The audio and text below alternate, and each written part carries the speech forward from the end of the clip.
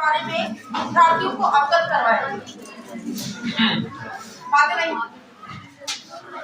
आज का कार्यक्रम समापन समारोह और इसको अपने समारोह की तरह बनाने का पूरा प्रयास किया। आज से छुट्टियां भी है, लेकिन निदेशालय ने इस अंतिम कार्यक्रम को सम्मान टीम का जो विजेता है इनको बाकायदा ये जो चीजें आपको दी गई कॉलेज लेवल पर इसकी स्वीकृति दी जाती है, लेकिन निदेशालय ने वही किया था कि वहीं से स्वीकृति है ये कार्यक्रम होना है। कार्यक्रम किस बात का, तो यथायथ ये कार्यक्रम हुआ। आपको नहीं पता था इससे पहले कि ये जो चीजें हुई, आपने 20 तरह की योजनाओं पर आपको बुकलेट मिल गई थी व्हाट्सएप पर। तो कहने का आशा ये है कि व्हाट्सएप पर ही आपको जानकारी मिली। चूंकि कॉलेज चल रहा था और क्लासें भी चल रही थी और हमने सिर्फ 10-12 घंटे में ये कार्यक्रम इस रूप में, ये कहते हैं कि ये कॉलेज नवोदित कॉलेज है, लेकिन हमने इस वर्ष जिस तरह से स्पोर्ट्स में करीब 25 विद्यार्थियों को बूंदी, बारा और कोटा भेजा। ताज्जुब करोगे कि वो बताते हैं कि 200 कॉलेज है यूनिवर्सिटी के अंतर्गत। हमने वहां भी उपस्थिति दर्ज की जब 200 के बीच में 8 पहुंचे थे, वहां यूनिवर्सिटी उपस्थिति दर्ज की। तो इस तरह से हमने पूरा प्रयास किया। उसी प्रयास की कड़ी में जो ही ये खबर लगी तो हमने सारी प्रतियोगिताएं आयोजित की और इसका श्रेय मैडम नीलू सोनी को जाता है। इनके लिए तालियां बजाइए।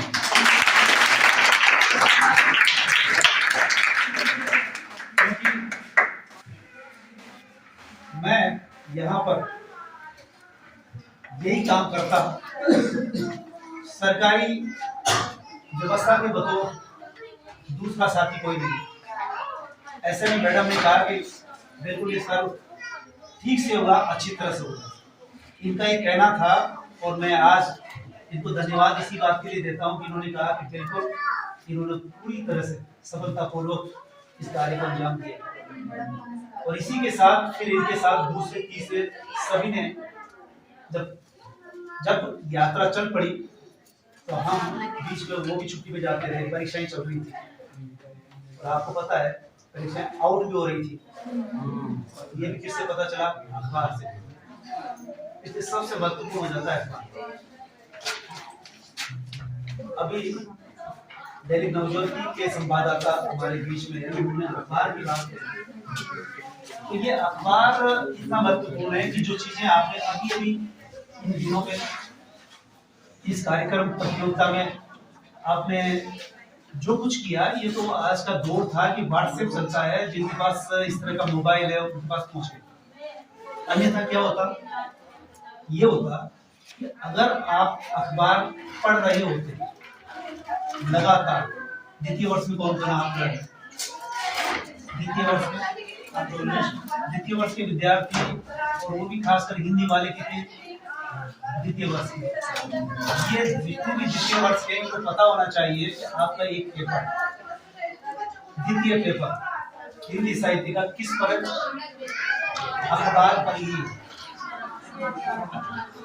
और उन्होंने जो हवाला दिया था इस कॉलेज में जो ही कॉलेज चलता उसी के साथ अखबार चालू हो जाता, वरना कॉलेज चलते रहते हैं, अखबार तो बहुत सालों बाद आते हैं, पत्रिकाएं सालों बाद आई।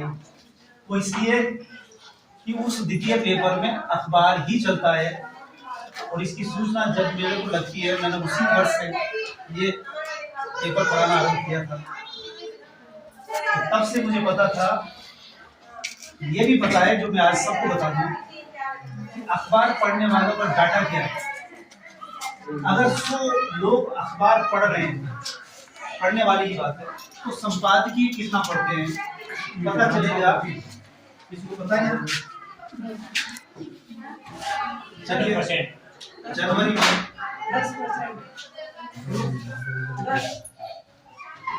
10 पिछली बार के जो विद्यार्थी है उनको पता है, लेकिन इस वर्ष अभी क्लास फिर जनवरी से चालू करेंगे।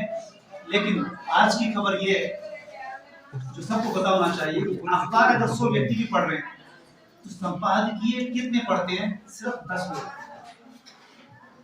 ये डाटा आ चुका है, अखबारों ने निकाला है। और संपादकीय अखबार की आत्मा होता है, आत्मा तक 10 ही लोग पहुंचते हैं।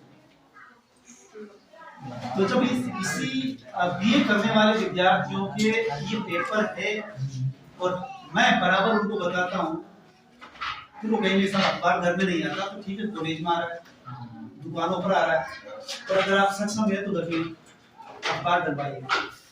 अभी मैं 24 तारीख को